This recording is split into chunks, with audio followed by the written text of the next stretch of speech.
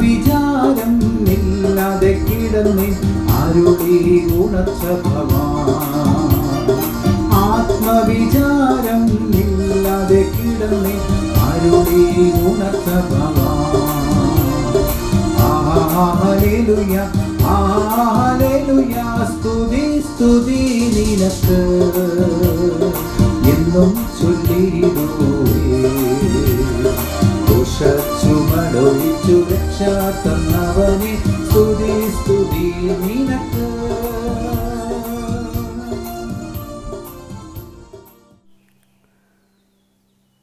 ദൈവനാമത്തിന് മഹത്വമുണ്ടാകട്ടെ. ഇന്നത്തെ പ്രഭാത ധ്യാനത്തിനായി വിശുദ്ധ യോഹന്നാൻ സുവിശേഷം 3-ാം അധ്യായം 16 മുതൽ 21 വരെയുള്ള വാക്യങ്ങൾ. ഇന്നത്തെ ചിന്താവിഷയം പുറപ്പാടിൻ്റെ നൊമ്പരങ്ങൾ എന്നുള്ളതാണ്. ദൈവം തൻ്റെ ഏകജാതനായ പുത്രനെ നൽകുവാൻ തക്കവണ്ണം ലോകത്തെ സ്നേഹിച്ചു. ഇവിടെ ഒരു വലിയ പുറപ്പാടിൻ്റെ ആരംഭമായിരുന്നു. സ്വർഗത്തിൻ്റെ മഹത്വത്തിൽ നിന്ന് മനുഷ്യരുടെ ഇടയിലേക്കുള്ള യാത്ര. ഈ യാത്ര അത്ര സുഖകരമായിരുന്നില്ല.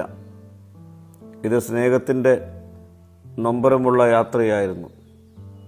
സ്നേഹമുള്ളവർ പലപ്പോഴും പലതും വിട്ടുകൊടുക്കേണ്ടതായിട്ട് വരാം.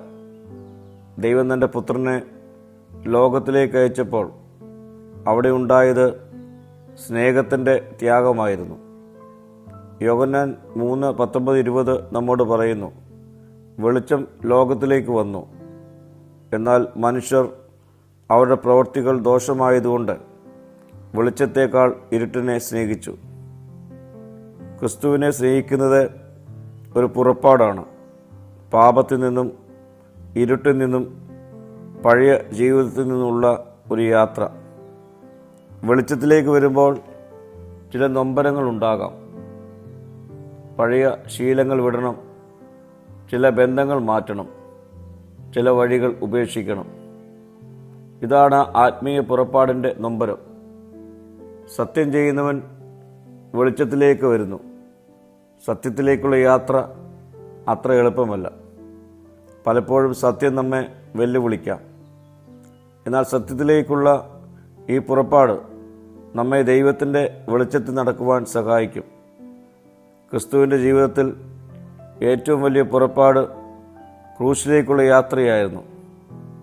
അത് സ്നേഹത്തിൽ നിന്നുള്ള യാത്ര, ത്യാഗം നിറഞ്ഞ യാത്ര, മനുഷ്യൻ്റെ രക്ഷയ്ക്കായി സഹിച്ച വേദന. ആ വേദനയിലൂടെ തന്നെ നമുക്ക് നിത്യജീവൻ ലഭ്യമായി.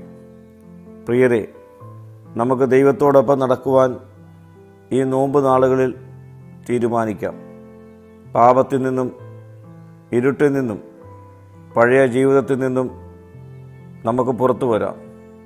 ഈ യാത്രയിൽ നൊമ്പരങ്ങളുണ്ടാകാം. എന്നാൽ ഈ യാത്രയുടെ അവസാനം ദൈവത്തിൻ്റെ രക്ഷയും വെളിച്ചവും നമുക്കായി കാത്തിരിക്കുന്നു. പ്രാർത്ഥിക്കാം. കർത്താവെ, ഉപേക്ഷിക്കേണ്ടവ വിട്ട് പുറപ്പെടുവാനുള്ള കൃപ ഈ നോമ്പ് നാളുകളിൽ എനിക്ക് നൽകണമേ. മഹത്വം നീ എടുക്കണം. യേശുവിൻ്റെ നാമത്തിൽ തന്നെ. ആമീൻ.